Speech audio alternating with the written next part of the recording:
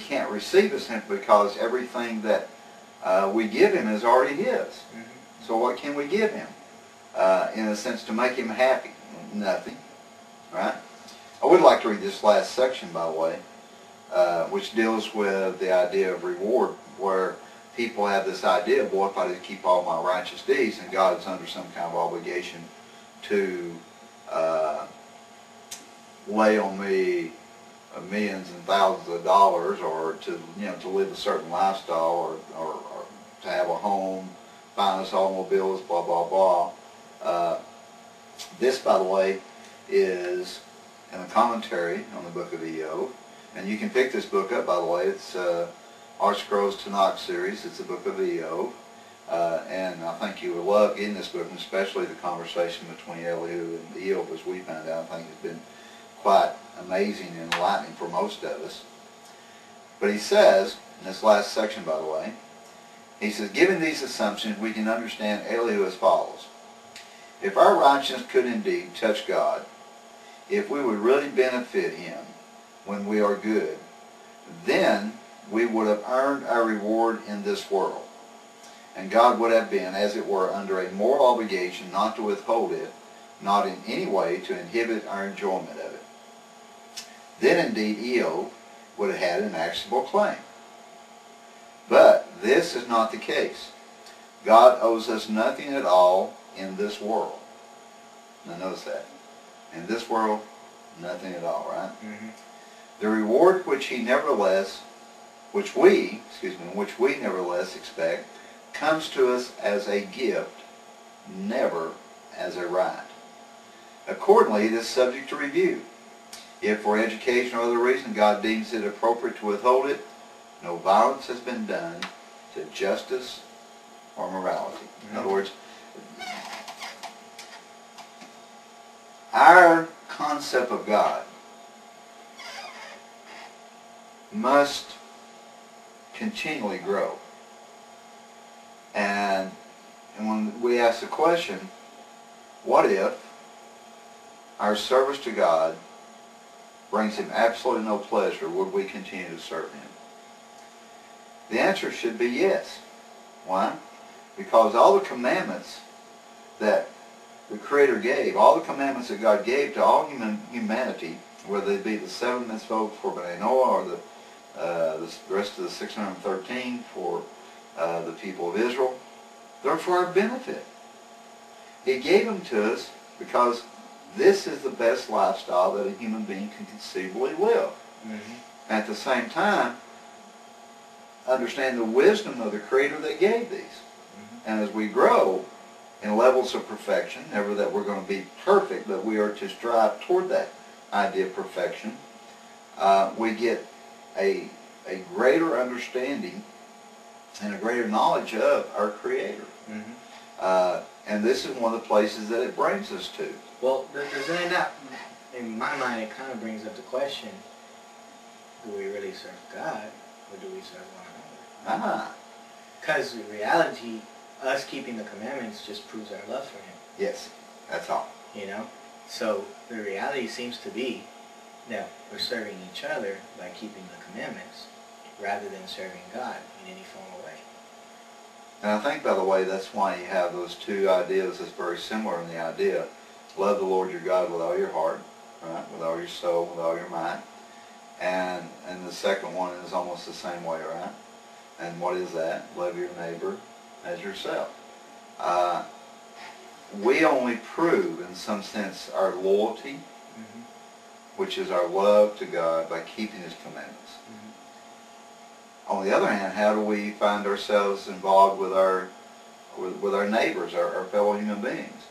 How do we interact with them?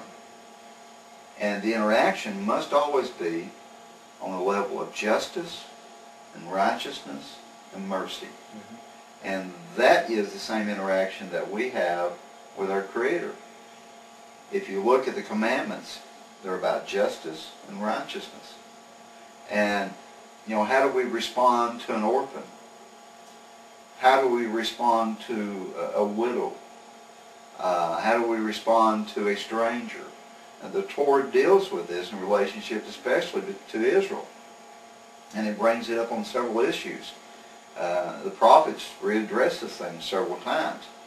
But the real issue is that when people are put in situations where they cannot speak out for themselves, such as orphans and widows, and especially a stranger that is living among people that, maybe they can't speak the same language, they're slightly oppressed.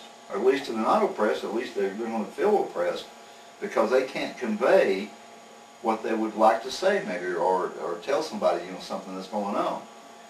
But we as human beings must speak out for other people that cannot speak for themselves. We've listened to some of the things that's going on in some parts of the world. For example, in Darfur, where we have a basically cleansing that's going on of certain tribes that's being annihilated. When these people can't speak for themselves, it's left up to us as human beings to speak out for them. We should be bringing this to an issue. And that's the problem, that we don't see the international world doing that. The powers that have the power to do it, well, if they had few oil wells there, we might hear something being done about it. I don't know if they are really trying or not, but everything that I've tried to find on it, on the internet or whatever, nothing's going on. Doesn't seem like we're trying anything. America, no. Or any other country who supposedly claims to be a good country, I agree. It seems like nothing's actually being done. And on the other hand, by the way, let's take the small country of Israel, for example, that is continuously bombarded by bad press. Really bad press toward them. For example, in the last little forte that they had with some of the so-called Palestinians, what happens is that some of the nations, newspapers, and some of the people in these nations said, well, the only reason they went in there is because they're harvesting organs from these the people that they're killing. Yeah, the blood. And we as human beings that know people, and especially know the Israelis, we should be saying, no, they don't do that. That just don't happen. They're not that kind of people. Why do we allow people to demean them and to speak out against them when we know better? And if we remain silent, it's no more different than us remaining silent about the people in Darfur, because eventually this whole kind of blood libel against the people of Israel will bring the nations against them in some sense, in some way. But the Torah is about people speaking for other people. And when people are put in a place where they cannot speak out for themselves, when they cannot help themselves, we are to speak out for them. And if we can intervene, we should do it. And that is really our service to our Creator. It doesn't bring any kind of pleasure to Him. It doesn't make Him angry when we don't do it. But it should bring pleasure to ourselves. Keeping the commandments and doing them the way they're supposed to. No idea that pleasures you. That when you've done right, that you did what you're supposed to.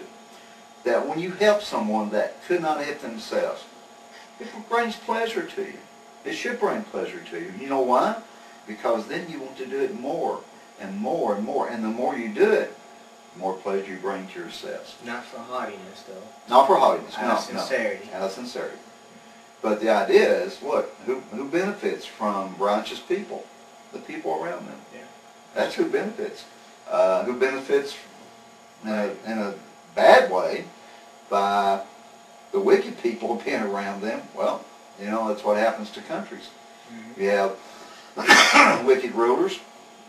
I believe it's in Proverbs where King Solomon says, that when you have a righteous king, the people rejoice.